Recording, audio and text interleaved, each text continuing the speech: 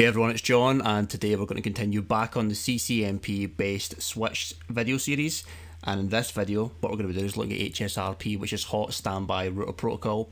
Now, first off, what I will say is the last 2 weeks I've been a bit absent. I've been really busy. I've had exams to do and stuff like that, but I've got a little bit more spare time at the moment, so I'm going to try and rattle through the rest of this series pretty quickly. So, like I say, the CCNP requires that you know HSRP, of course, but it really is more of a CCNA level subject. I'm going to assume that you've got some familiarity with the concept, but I'll do a brief overview at the start. We'll compare the differences between HSRP version 1, version 2, do a bit of configurations for IPv6, some tracking, preemption, priority, that type of thing, and then we'll discuss some interaction with spanning tree towards the end, and that'll be it. Okay, so what I'll do to start is just discuss briefly, do a little bit of a kind of recap of what HSRP is and what it does. So let's just go with that then. So if we go to our little drawing tablet here, and let's conceptualize a very simple network without any kind of redundancy at all. So we've got a router here. Let's just say we've got a switch here, and we've got some connected devices. Okay, so router, switch, and we've got loads of devices in here. These are all end devices. Now obviously the network works fine when all devices are functional and the traffic is flowing fine. Okay, so we can all access out to the internet here through the router. That's all good. Now the obvious problem here is a single point of failure. What if this router happens to break? Then no one can get out to the external network at all because we can't route out. So what if we scaled up and said, do you know what, let's have 2 routers. We want to have a bit more redundancy in this network, and let's just say the network's a little bit bigger, so we've got 2 switches. Okay, so we'll actually cross them over, going for redundancy here, and again we've got some users connected to this switch here, and let's say perhaps that this switch here has got the IP address of 192.168.1.1, and this router here has got the IP address 192.168.1.2. Okay, so for the devices configured down here and the devices configured the ones configured here, let's say that the devices here use this IP address as their default gateway. Okay, so all these devices in here, through their DHCP scope or through manual configuration, they're going to say that my default gateway is 192.168.1.2. Okay, and likewise, all devices in here, they're going to tell in their DHCP scope that the default gateway is 192.168.1.1. So we've actually got 2 routers routing and let's just say that one of these routers fails. Okay, so we've got a break in the network. Let's say this one here breaks completely. Okay, so we can obviously still route out through the first router, but all of these devices in this network here, because their default gateway was configured for 192.168.1.2, they will actually have to be recalibrated and pointed towards the new gateway of 192.168.1.1. Now that can be done by changing the DHCP scope for these devices or through manual configuration if you're an absolute masochist. But obviously this is not ideal. Now what we want is to have some kind of intelligence between the 2 routers where we can fail over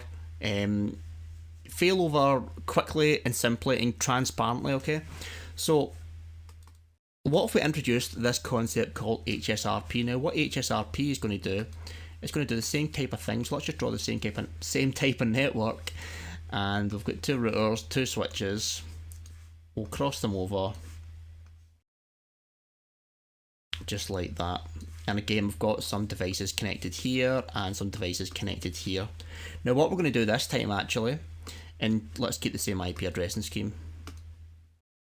So this interface is going to have still 192.168.1.1, and this interface is going to have 192.168.1.2.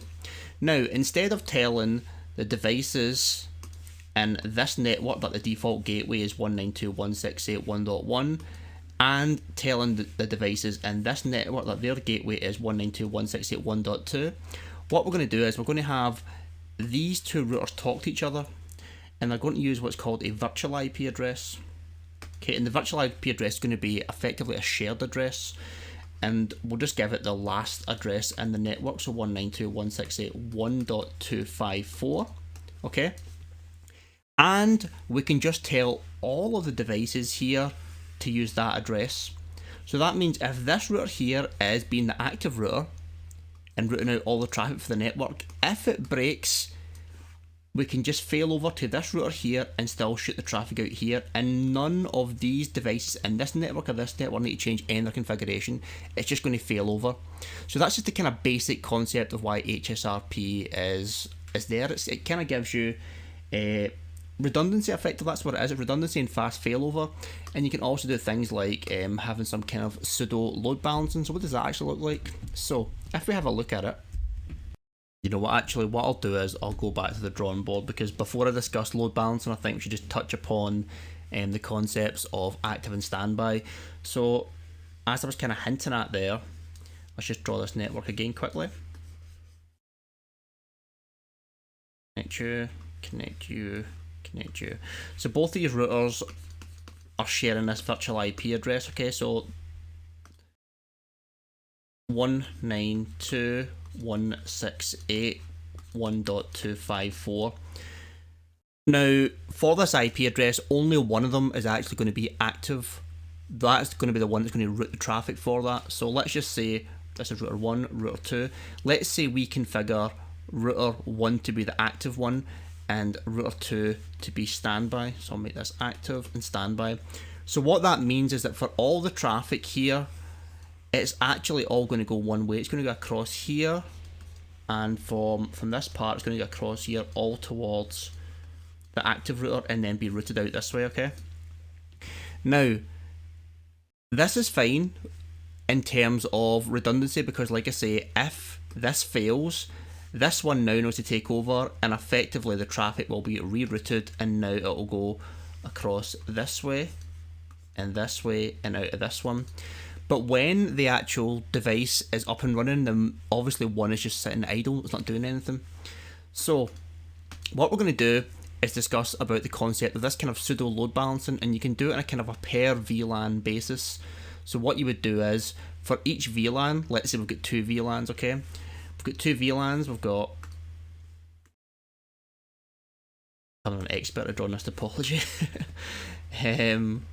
Got 2 VLANs, really simple, and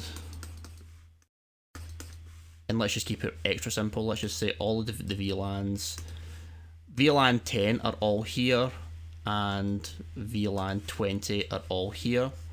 What we could do is we could have a virtual IP address for VLAN 20 with 192.168.20.254. Just badly drawn. And we could also have a virtual IP address for 192.168.10.254, okay? Which would mean that for router 1, we'll make that the active for VLAN 10, okay? So active for VLAN 10. And what we'll do is we'll actually make this one the active for VLAN 20. So that means that traffic from VLAN 1, which is in this case all this stuff here, is going to go up here, up here, up here, up here, and out. And traffic for VLAN 20 is going to go up through this one, over through here, and out here. And like I say, if one of them happens to break, we can all just use this one router, so we still have the redundancy. So that is a way to get load balancing, and you do that by manipulating the priority. So the default priority for HSRP is 100. If you want to make a router an active one, an active state, make a value higher than 100, so 110, that would be fine. 125, that would be fine. If you did 90, then it's obviously going to be less, and it's not going to be active. The second concept I want to discuss is the concept of preemption. Now, all preemption does, okay, so let's just say let's look at the topology here actually, in the context of a switch topology. So rather than actually having routers, we're going to be using layer 3 switches. So this is our distribution layer, okay, and these two layer 3 switches are going to be acting as the default gateways. So let's say on interface VLAN 10, we have, let's change that here. So in fact, do you know what, let's just keep it very simple. Let's just keep it VLANs 10 and 20. So we've got VLANs 10 and VLAN 20. What we want to have happen is switch 3 on the left, we want that to be active for VLAN 10. Switch 4 on the right, we want that to be active for VLAN 20. However, here's the catch. Let's say we configure switch 3 first. Now because, well, straight away we want this to be active for VLAN 10 anyway. So it is going to be active for VLAN 10. However, because it is at this current time the only available router, it's also going to become active for VLAN 20, okay? So right now, this switch here is going to be doing the default gateway for both VLANs 10 and VLAN 20. Now, we then get onto our configuration on the right hand side in switch 4, this one here, and we give interface VLAN 20 and switch 4 a higher priority than 100. We maybe walk in and say have a priority of 120 perhaps, which is our way of telling it we want this one to be active. Now here's the thing, this switch here on the right will not become the active router for VLAN 20 as it stands right now. It will only take the position of active router if an election happens. So maybe if the switches are rebooted and they come up when they start negotiating again, then switch 4 on the right will then take the role of the active router. However, if we want that priority to have immediate effect, as in as soon as we change the priority, we want switch 4 to take over from switch 3 immediately, we need to use this keyword preempt, okay? So we're not even going to wait for a new election, we're just going to pretty much say, as soon as you hear from me that I've got a higher priority, I'm going to assume the active role. So that's the basic kind of outline of priority and preemption. So now, in fact, you know what, just pull this up a wee second. So now let's just quickly discuss the differences between HSRP version 1 and HSRP version 2 before we do some configurations and then wrap the video. So HSRP version 1, in fact, you know what, let's just write this to keep it simple, keep it straightforward. It's going to use the multicast address of 224.0.0.2 on UDP port 1985. And very similarly, version 2 is going to use the multicast address of 224.0.0.102 using the same port UDP 1985. So that's a small difference. If you're maybe checking Wireshark, you'll see these differences. What's also going to be different is the virtual MAC address. So HSRP version 1 is going to use the, I'll write this down here, V1. It's going to have this MAC address.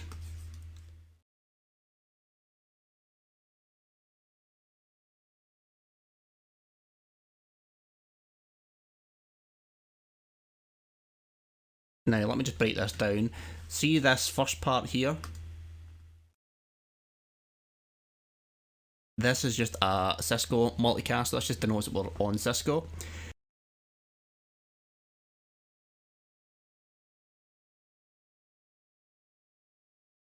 And the last two here is going to be the group number. So let's say we're using standby group 10. This is going to be a multicast address of 0000/0C07AC10. That shows it. If it's HSRP standby group 20, that's going to end in AC20. So that's how the layout of version 1 looks. Now version 2 is pretty similar, but there's a wee bit of a difference. And let me just say that. So it's going to use a multicast. The multicast is going to have the MAC address rather of 0000 0C. That's the start, very same as Cisco, and it's going to go 9F and then FXXX, which means that we're actually going to use the last 3 to denote the group number, and that's going to just kind of dovetail into a point I want to make. With HSRP version 1, you've got groups available to you of 0 to 255. Okay, you can use those groups. However, with version 2, that expands. With version 2, oh, you can type that right, or write it right, should I say. We've actually got 0 to 4095, which means you can pretty much use a group for every single VLAN because it's expanded to encompass pretty much all the VLANs. So that's a key distinction between version 1 and version 2, but let's talk about more of the kind of functional differences. If you want to configure HSRP for IPv version 6, you have to use version 2, okay? And I'll show you that in the configuration. When we try to type in the IPv6 configuration, if we're all still on version 1, it's going to reject it outright, okay? So we need to do version 2 for IPv version 6. And another key point is that when it comes to your timers, for millisecond timers, you're going to be wanting to use version 2. Now, this is actually an interesting point because see if you go on to if you lab this up and you use version 1, you're going to see that you actually can type in millisecond timers for version 1, but what's going to happen is, let's say we put a timer on here for milliseconds, it's not going to advertise it across to its peer that it's using this timer. Similarly, if you do it in this one, version 1, it's also not going to advertise it back here. So for stability, what we want to do is have these two telling each other their timers, and by doing that, we're going to be using version 2. Okay, oh, I don't know what that was. Version 2. So version 2 allows the HSRP pairs to speak to each other and pass on these sub-second timers to each other, okay? So that's a key distinction between version 1 and version 2. So with that said, I think what I'll do is I'll do some configurations. Like I say, we'll do some HSRP IPv6, we'll look at version 2, and we'll discuss something called tracking, and then we'll wrap the video and leave it at that, okay? So let's go and do the configurations. Now, I will say I've got some basic IP addressing and some just generic VLAN configuration. So show VLAN brief. You can see I've just got 2 VLANs, data and voice, and I've got some basic IP addressing. We've got 192.168.10.1, 20.1 here, and on the right hand side 10.2, 20.2, and I've got some IPv6 addressing as well. Okay, so the first thing I want to show you is the limitations of standby version 1. Oh, Mr. Bomble's course. If you've not subscribed to David Bomble, by the way, go. He's probably got the best channel on YouTube, so go and sign up. He's doing a free Python course, and if you go onto his YouTube channel, so definitely get that. So interface VLAN 10. Now, if you do standby, you see the number here, okay, straight away. The group number is 0 to 255, okay? Now, clearly, like I said, that's a limitation of the amount of VLANs. However, in fact, see, before I do that, what I want to do is just go back here a wee second. I just want to check that I've actually put the configuration on this switch, because I've got a sneaky feeling that I've forgotten to do the IPv6 on this. Oh no, I have put it on. Oh, that's good. Right, okay, so as you can see, I've got 2001 db, a CAD, then the VLAN number, and the switch on the right is going to end on a 2, the switch on the left is going to end on a 1. That's pretty much the format. So that's good, let's go. So if we go into interface VLAN 10, like I say, if we do standby, and just to highlight again, the group number only goes to 255, but more importantly, if I try to do IPv6 configuration, it won't allow me. HSRP version 2 is required for IPv6 support. So what I need to do is within the interface, just do standby version 2. Instantly you'll notice is that the group numbers are now extended. I can now go up to 4095. Okay, so what I'll do first is just put the IPv4 configuration on for VLAN 10. And like I say, we want this to be the active, so we're going to put the priority to 120, and we'll put preemption on. Now the important part is we'll use standby 1000, we'll use that for the IPv6 configuration, and we can actually put this command in, IPv6 autoconfig, and that will allow the actual devices to work out a virtual IP address between them without me actually having to explicitly configure it. So it keeps it a lot easier. So there we go. And I'll do also, I want to put the priority and preemption on this one. Now watch this, interface VLAN 20 going to now. Straight away, you see we're still in group 1 because it's on a pair interface configuration. Okay, so if I go on to, like I say, we're in interface VLAN 20 now, so what I need to do is do standby version 2 again, and now we'll do the IPv4 configuration. And 2000 we'll use for IPv6 autoconfig. So that's that. And slide over to here. Int VLAN 10, standby version 2 again, standby 10, and we'll put the IPv4 configuration on first. And IPv6 autoconfig. And 20, standby version 2, standby 20 IP. And on this switch on the right, we actually want to make this the active one, so we're going to put priority higher than 100, and we'll also configure it for preemption. Take caps lock off, and we'll also do 2000 for the IPv6 autoconfig, standby 2000, priority 120, standby 2000, preempt. If I can type. Right, okay, so let's have a look and see what this is actually done. And you'll notice we'll actually have a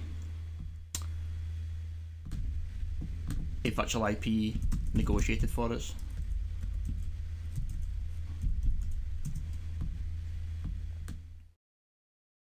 Now my font's a little bit too big here, it's not very clear to see, but you can see the IP address for VLAN 10 actually comes down to here, so it ends in 3E8, and for VLAN 20 it ends in 7D0 down here. You can just see that, just the font's a bit large. So if we go over to switch 4, we're going to see the exact same IP address. Show stand brief, see that 3E8 on VLAN 10 and on VLAN 20 there, that's just negotiated straight away. So that keeps it really easy by doing the IPv6 version. So what I want to just quickly brush on before we end the video is just interface tracking. So the way to do that, and in fact it's probably better to call it object tracking, because it's not just interfaces which we can track. We can have this kind of if-then logic which you get in programming applied to many different variables. So we could say, if this route falls out of the routing table, decrement the priority on this interface by 10, 20, 30, so on and so forth. Or if this interface goes down, decrement the priority on the interface by however much. So what it means is that, let's say, like for example, switch 3 is the active switch for VLAN 10 because it's got a priority of 120. So if we said, maybe if this link here between these two, if this link is faulty and flapping, if it goes down, decrement the priority by 30, which is now going to mean that this switch is going to go from a priority of 120 to 90, which is under the default of 100. Therefore it's going to go from active to standby. Therefore switch 4 becomes the active for both of them. Do you see what I mean? Now I'm not saying that's what you would want to happen, but it just gives you that level of control. So you can say, if this happens, we can actually control our HSRP. So the way to do that, and like I say, you can do this in so many ways. I'm just going to do a quick configuration of an interface. So we're going to do track, okay, and we're going to give it a number. So the object we're going to give it is, I don't know, 10 to match the VLAN. Now you can do, like I say, IPv6, IP, all these list stub stuff, stub object rather, and the one we're going to go with is interface. Now the interface we're going to track is going to be this one here, so it's going to be gig 10. So gigabit 10, and it's going to be a line protocol. Okay, so we're just going to basically test if this line protocol goes down. We're going to decrement the the HSRP priority. So the way to do that is, now we've actually got this object number 10. If I go into interface VLAN 10 again, and I do standby, and again we specify our standby 10, and we use the track, and we're going to specify the tracked object number. Now the object number, remember, we used was 10, as I've highlighted there. Okay. And what we're going to do is, we can maybe shut it down completely, or in this case we're just going to decrement. We're going to decrement the priority by 30. So that means if this interface goes down, the priority should therefore go from 120 to 90. Just to recap, we do a show standby brief, and you can see that the priority for group 10 is 120. Now if I actually go into gigabit 10 and imagine this interface goes down, gigabit 10, watch what's going to happen, okay? See, track state has went down,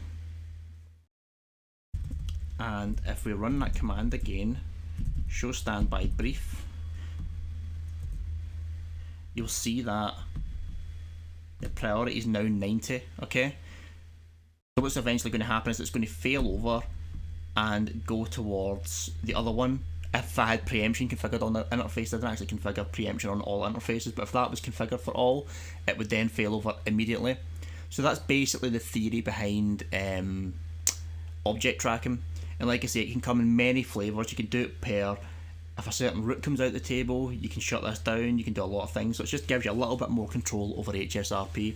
So like I say, that's pretty much the end of the video. The only thing I'll say, and I'm not going to expand upon it too much because I'll get to it a bit more when we get to GLBP, is that you probably know, if you've watched my local VLANs and span VLANs video, that it's important to actually synchronize your HSRP active with your span tree root bridge. So like I say, in the case of this one here, switch 3 is the HSRP active for VLAN 10, so we want to make this switch the span tree root bridge for VLAN 10, and conversely on switch 4 this is the active for VLAN 20, so it's important to make this switch the root bridge for VLAN 20. And like I say, we'll go into more depth in that when we get to GLBP. Okie doke, so that's pretty much the end of the video. Like I say, I don't want to harp on too long because HSRP really is a kind of a CCNA level topic, but it is covered in the CCNP, so I thought we kind of got to at least kind of brush over it a little bit. So that's pretty much the end of the video. I'll hopefully be back in the next day or two with one on VRRP, and then we'll get to GLBP, and that'll be the first hop redundancy protocols done. Okie doke. So thanks very much, and I'll see you guys soon. Bye bye.